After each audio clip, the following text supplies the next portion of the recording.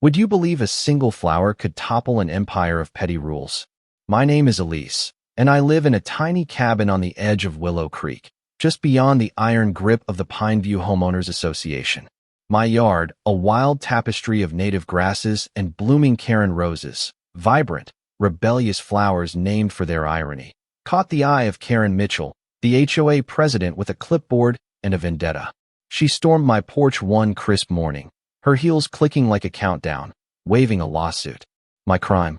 Living free on my own land, untamed by her bylaws. She sneered, "Your chaotic garden insults our community's standards." I laughed, thinking she was joking. She wasn't. By noon, papers were served, demanding I conform or pay $10,000 in fines. My heart sank, but my resolve hardened. This wasn't just about flowers, it was about freedom. I wasn't alone in my fight. My neighbor, Sam, a retired lawyer with a penchant for underdogs, overheard Karen's tirade from his porch. He ambled over, his eyes twinkling with mischief, and whispered, "Elise, they've overplayed their hand." We dug into the HOA's charter that night, poring over faded documents under the glow of my kitchen lamp. Sam's finger traced a line buried in fine print. The board's authority hinged on a clause requiring annual resident approval, which hadn't been renewed in years. The HOA was a house of cards, and Karen didn't know it. But there was a twist. Sam revealed he'd once been on the board, ousted for questioning their overreach. His grudge wasn't just personal, it was a spark waiting for kindling. The confrontation came at the community meeting 3 days later. Picture it, a stuffy rec center, fluorescent lights buzzing, Karen at the podium wielding her gavel like a scepter. Sam and I walked in, armed with evidence. The air crackled with tension as residents fidgeted, sensing a storm.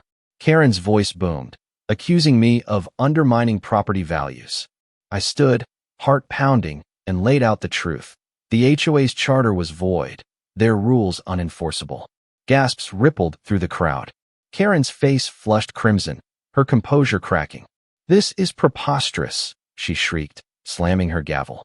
But Sam, calm as a summer lake, presented the documents.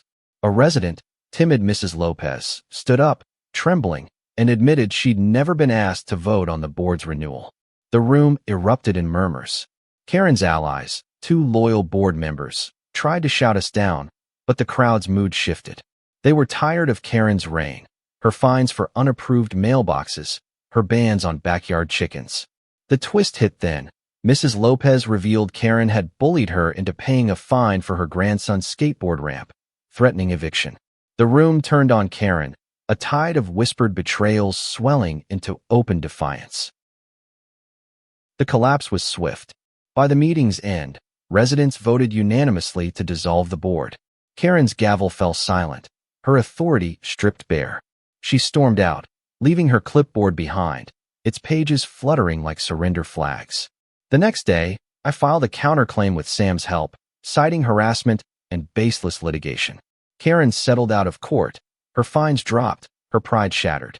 The HOA was no more, its rules reduced to ash in a community bonfire that night. We danced around the flames, Karen roses tucked in our hair, their petals glowing under the stars.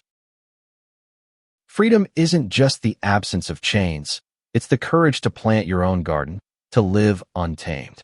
Willow Creek bloomed anew after that night, not just with flowers, but with neighbors rediscovering their voices. I kept my cabin, my roses, my wildlife. Karen moved away, her name a cautionary tale whispered over fences. Sam and I still meet for coffee, laughing about the day a flower felled a tyrant. Life's funny that way. Sometimes, the smallest things, like a rose or a forgotten clause, can spark a revolution. So, plant your garden, stake your ground, and never let a Karen tell you how to grow.